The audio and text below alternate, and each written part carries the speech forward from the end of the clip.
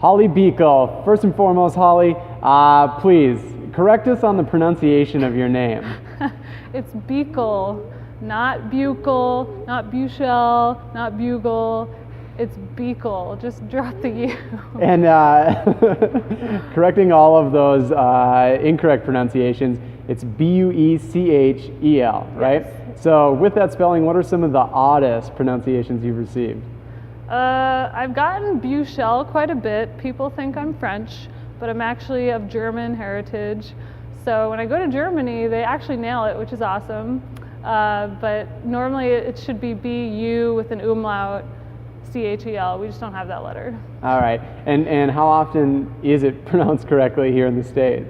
Probably 0%. 0%. All right. Well, hopefully this video will help in broadcasting the correct pronunciation of one Miss Holly Buechel. Yes. So on to more important things, I guess. Fencing. You just fenced in Budapest. Yes. Now, what was the significance of that competition for you?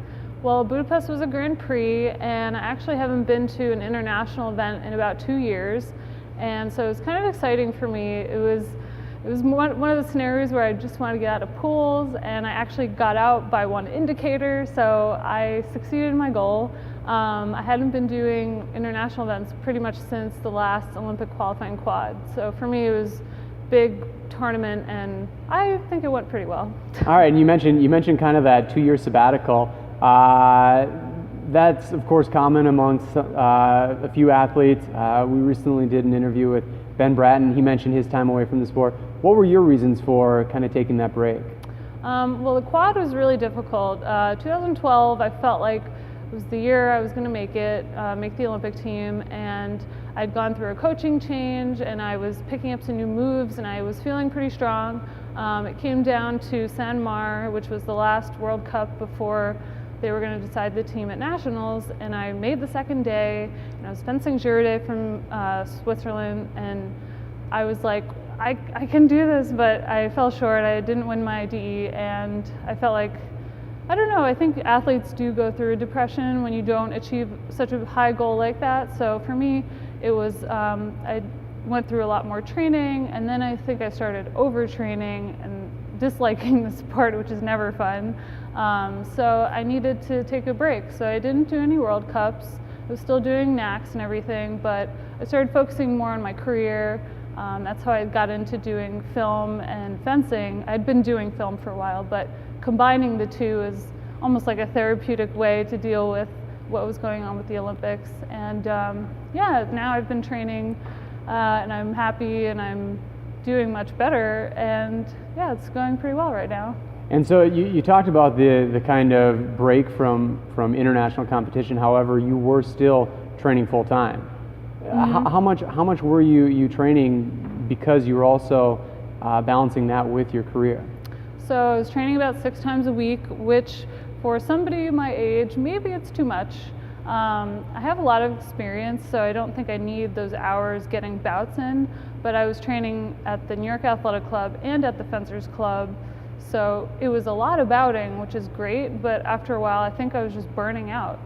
So I decided to scale it back. I decided to change coaches again. Now I'm working with Christian Rivera at the New York Athletic Club, who's been my best friend pretty much since we started fencing together in high school, really, in New Jersey. And you talked about kind of the tax on your body and just training 6 days a week can have on an athlete. What does your program look like now that you kind of made you switch to focus at the AC and with a new coach?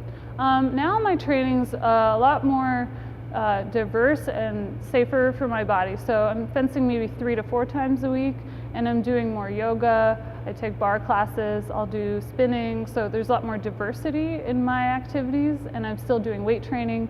So I think I was just doing so much fencing. I even had a impinged rotator cuff because I was just fencing so much. But now I feel like my body is just overall more balanced and healthier, and it makes fencing easier because I'm not just like tense and only fencing. And you talk about the diverse balance of activities that you have to kind of supplement your training. So what does a typical week look like, and how might that change as you approach a competition? So typical week, I'm fencing Monday, Wednesday, Friday, and Saturday or Sunday, it depends. And then those are in the evenings. We do about 2 to 3 hours of bouting at the athletic club. And then I'll do yoga either Tuesday or Thursday, or bar, or spinning, because spinning I like to do for endurance and like fast-paced stuff, and then bar and yoga are more like relaxed and stretching and core movement. And then I'll do weight training sometimes after practice if it's a light fencing practice. So it depends. So I try to like alternate fencing versus my other activities. And with that kind of transition from your previous training style to your current program, how have you seen that translate to how you feel in kind of your fencing? I feel more balanced and I guess more creative with my fencing. So I'm just like seeing more opportunities. I'm taking my time. I'm not trying to like rush all my bouts in my 2 hours. You know, I'll take more breaks in between. So at the AC, typically if you win, you can stay on the strip. But I mean, it's okay. I can stay till 9 o'clock if I want. I can get off the strip and take a break.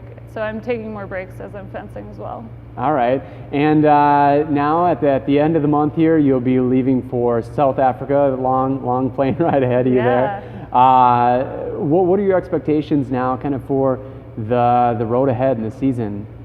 Well, South Africa for us is our first qualifying World Cup for the Olympics.